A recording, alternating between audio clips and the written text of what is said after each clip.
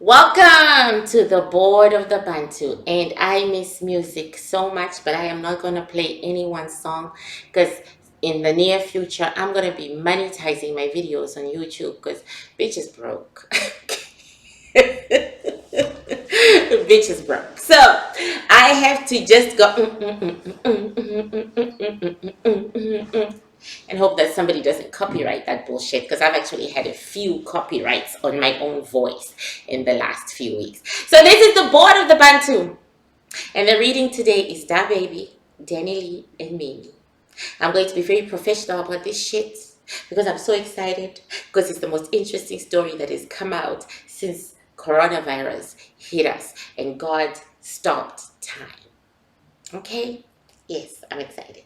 But I'm going to calm down and I'm going to do my job.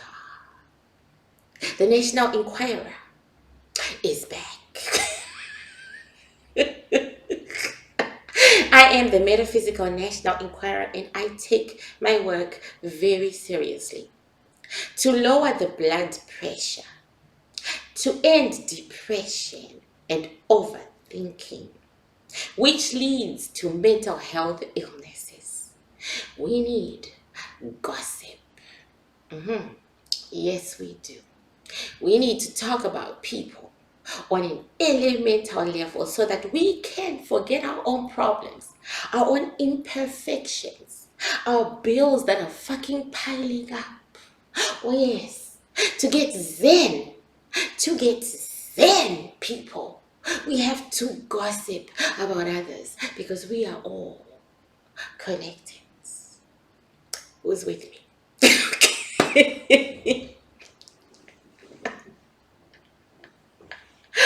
The Bantu who actually suffered slavery on their own land.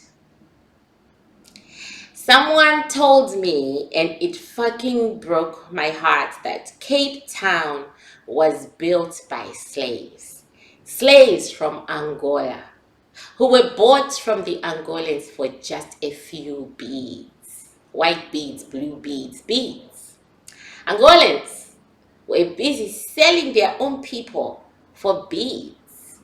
And they were selling them to the white South Africans. They were not South Africans then. They were the Dutch. They were the French. They were the English. Because that is the population that makes up South Africa's white population. So they sold thousands and thousands and thousands of their own people to the South Africans for beads. And Cape Town, half of the city is what is called reclaimed land. They reclaimed land from the ocean because there was very little land between the mountains and the water. So they reclaimed it. They reclaimed it by collecting sand from a great distance away and bringing it to cover the water until they'd covered thousands of miles into the ocean. And then they built houses. And then the city was created. Who did this work? Who was picking up the sand and throwing it onto the ground, onto the water to create this land that Cape Town sits on? Angolan slave. So the story is that they were offered Christianity. If you become a Christian at 21, we will set you free. They were kept in dormitories. Too gruesome, I guess, because he didn't send me pictures. He just said they were kept in dormitories that were so gruesome while they were doing this work and because after they did that, by the way, after they reclaimed this land from the ocean, they then proceeded to be used to build. And they were told, we'll set you free when you're 21. And I was like, who knew they were 21? He said, of course, that was all a lie. Okay. So they were told, if you become Christians, we'll set you free at 21. Never happened. Except apparently to 0.001%. I can't imagine that the Angolan slaves were so stupid that they all wouldn't run to Christianity just to get their freedom. Yeah. Anyway, I asked, so why did they have to go to Angola to buy slaves? Why couldn't they use the Xhosa, who are really the owners of this land? And he said to me that Xhosa didn't sell their people.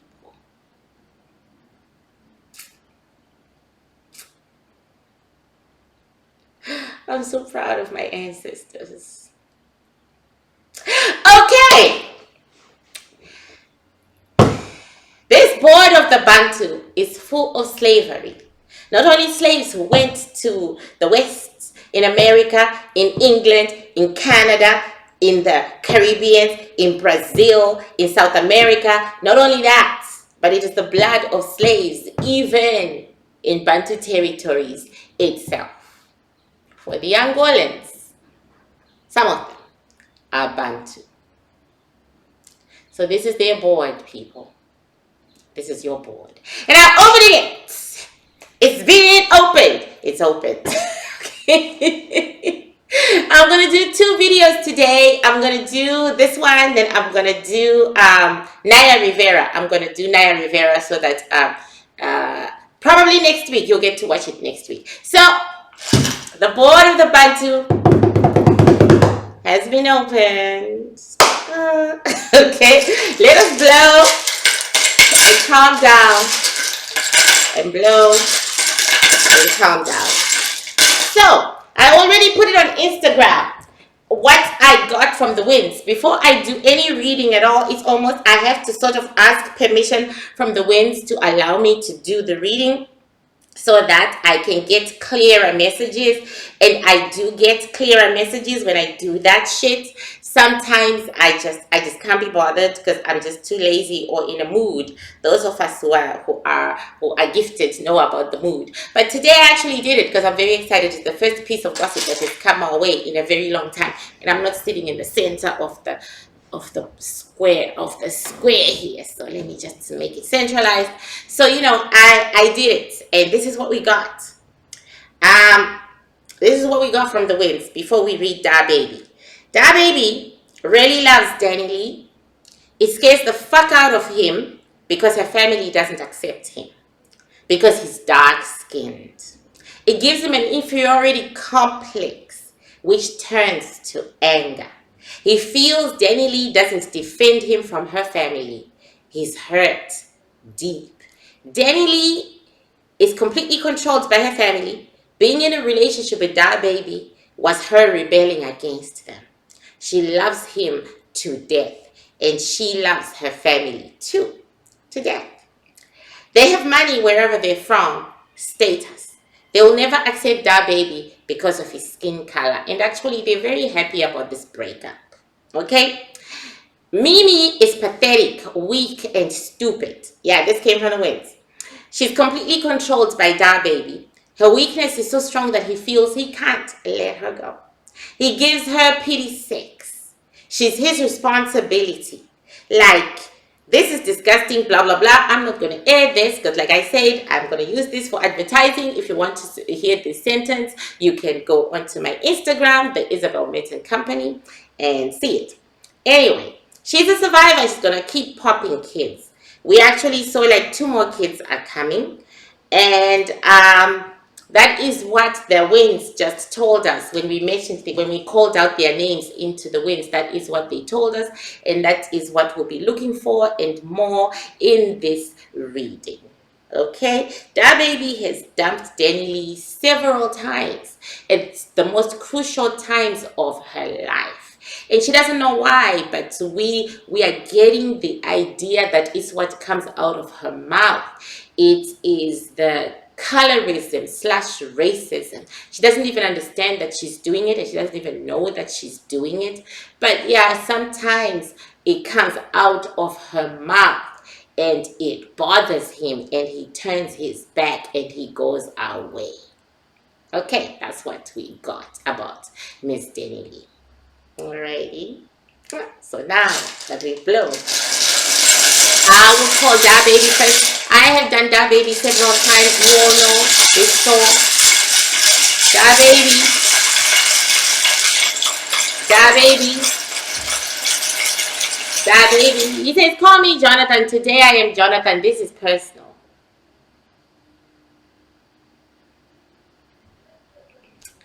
Hi. And it comes in again. I have described his soul before to you guys. He is an earth though. His element is earth. And he is heartbroken. He's lost something that's meant the world to him.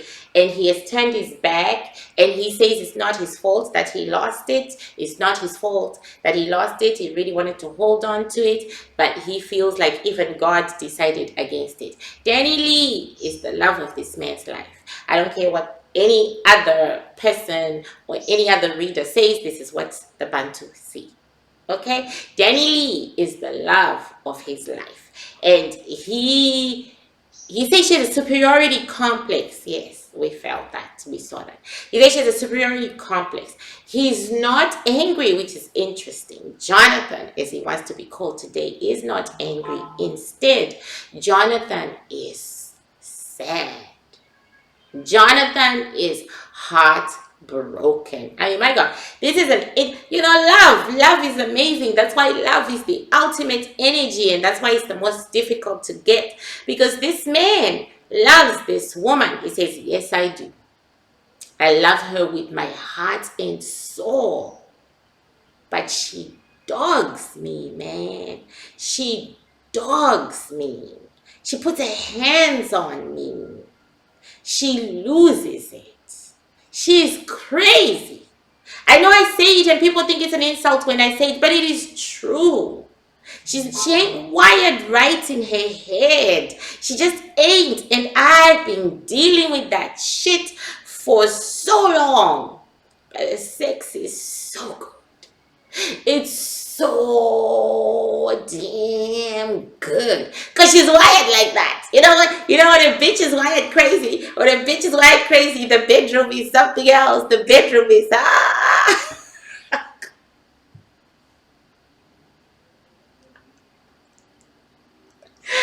I pretty much can do anything with her. Anything, you know what I mean? You know what I mean? I can do anything. Anything. I'm so nervous talking about this. I'm so fucking nervous. He actually is. He actually is nervous. Okay, so that's very fascinating to us. This is a Dababy we've never met before. I want kids with her. I wanted a family. I wanted kids. Because you know, when I'm with her and everything is right, I forget all my problems, man. I forget all my problems, but shit, I can't be treated like this. She gotta go. She gotta go. Because you know, one day, I'm going to strangle the bitch and then I'm going to end up in prison. Oh, hell no. I'm capable of doing it. I know I can do it. And I will do it. I'm saving myself by letting her go. Dababy, people. Earth. His element is earth. His secondary element, where he gets his emotions from, is water. Very interesting. He's got such deep fucking emotions, but they're all dark. It's like black water, like just black water, like shh, black water. His third element is air, and how he perceives the world, and the foundation of his soul, of his energy. The foundation of his energy is fire. That explains a lot. Earth elements, when they are dark, they are really, really, really, really, really dark. Okay? When they are dark, they are the darkest of all the elements. And his foundation is heated by fire. He has a lot of power. A lot of power. Okay. Now, let us call Miss Danileigh. Miss Danileigh.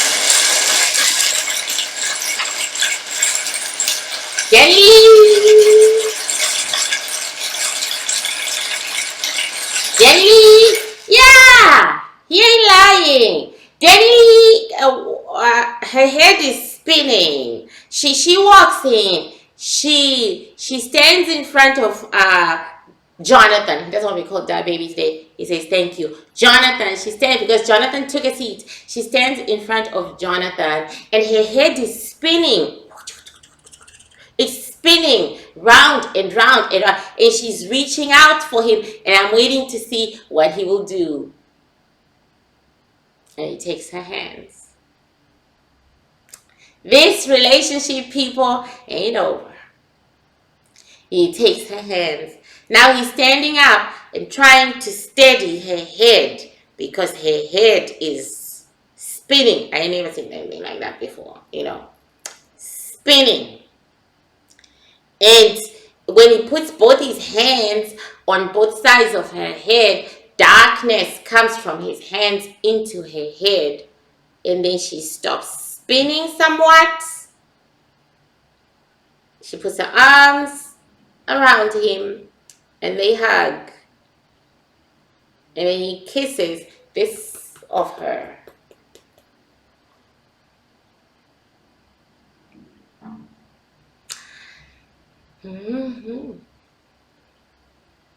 So it's gonna take us time. We're gonna call Mimi after we've checked out what's these two's relationship, right? Because Mimi ain't really part of this relationship. Okay. Jonathan and Danileigh, show me your relationship. Jonathan and Danileigh.